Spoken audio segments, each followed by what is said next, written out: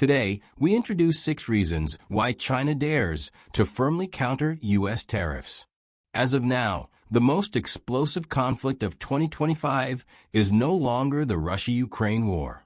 In April 2025, a tweet by U.S. President Donald Trump on social media ignited the year's most intense trade confrontation, the tariff war. To date, the U.S. has raised tariffs on Chinese goods to a staggering 245%, and in response, China has increased tariffs on American products to 125%. China's ambassador to the U.S. issued a strong rebuttal on social media. If war is what the U.S. wants, be it a tariff war, a trade war, or any other type of war, we're ready to fight till the end. This uncharacteristically assertive diplomatic stance from China clearly carries the approval and directive of the highest decision-making authorities. The current dynamics of U.S.-China rivalry reveal a critical turning point. China is not the least bit intimidated by America's tariff war. What baffles the U.S. government is how this Eastern nation, once perceived as prone to compromise, now displays an ironclad resolve.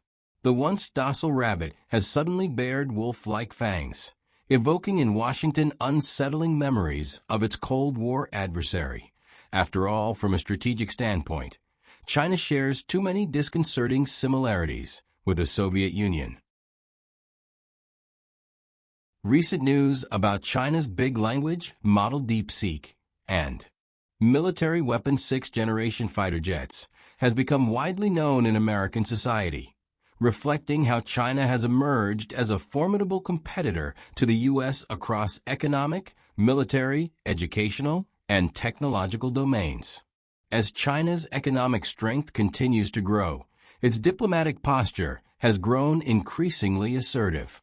As U.S. Secretary of State Marco Rubio has noted, China is displaying unprecedented confidence, with its people widely believing that the country will surpass the U.S. in all aspects by 2050.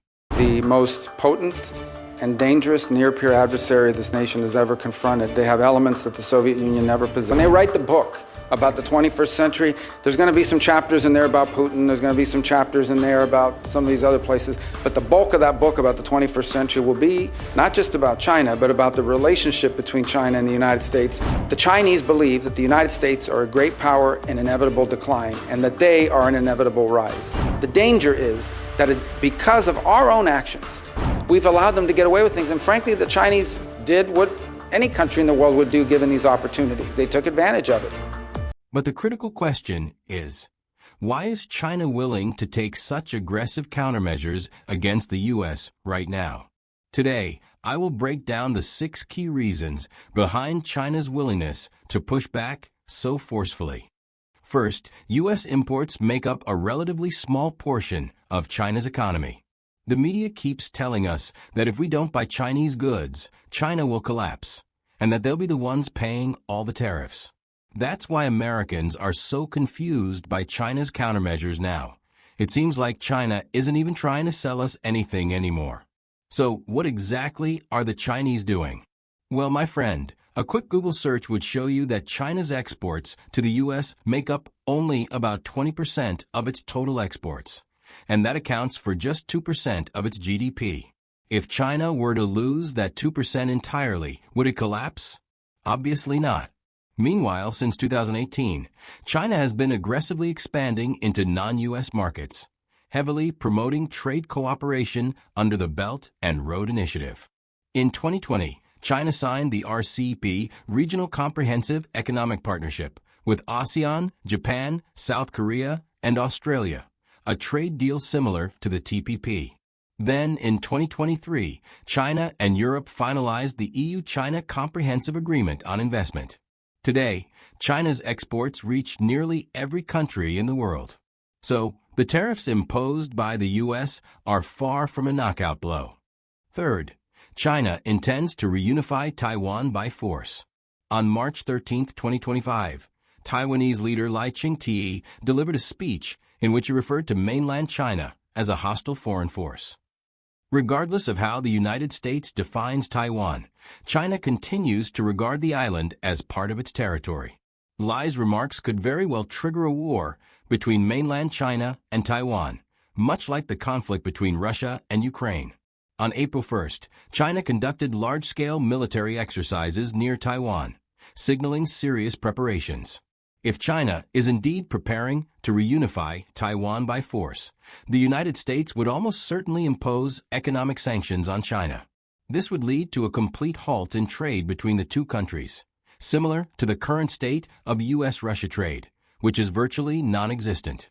As a result, China appears to be adapting in advance to a world without economic ties to the U.S., or perhaps even proactively decoupling from the American economy. All signs suggest that China is getting ready to reunify Taiwan. Fourth, the game of chicken. The first to back down loses. In economics and game theory, there's a classic model known as the game of chicken. This model describes a competitive scenario between two players, where both sides try to out-intimidate each other, pretending they'll never back down in order to force the other party to yield first. One of the most famous real-life examples was the Cuban Missile Crisis during the Cold War. The U.S. deployed missiles in Turkey and Italy to threaten the Soviet Union, while the Soviets responded by attempting to install missiles in Cuba. Neither side backed down, and tensions kept escalating. On October 27, 1962, a U.S. U-2 reconnaissance plane was shot down over Cuba, prompting the U.S. military to prepare for an attack, bringing the world to the brink of nuclear war. In the end, the Soviet Union chose to withdraw, becoming the chicken in that game. Khrushchev was later criticized for weakness and ultimately removed from power, while Kennedy's reputation soared domestically. Today, in the ongoing tariff war, neither President Xi Jinping nor President Donald Trump can afford to back down easily. If Xi were to concede, the goal of unifying Taiwan could become increasingly distant. If Trump were to yield, countries like Vietnam, Japan, and South Korea might quickly follow China's lead and launch their own countermeasures against the U.S. On April 14th, following trade negotiations with the United States, Vietnam promptly signed 45 cooperation agreements with China. China, Japan, and South Korea also issued a joint statement expressing their support for WTO-based trade rules.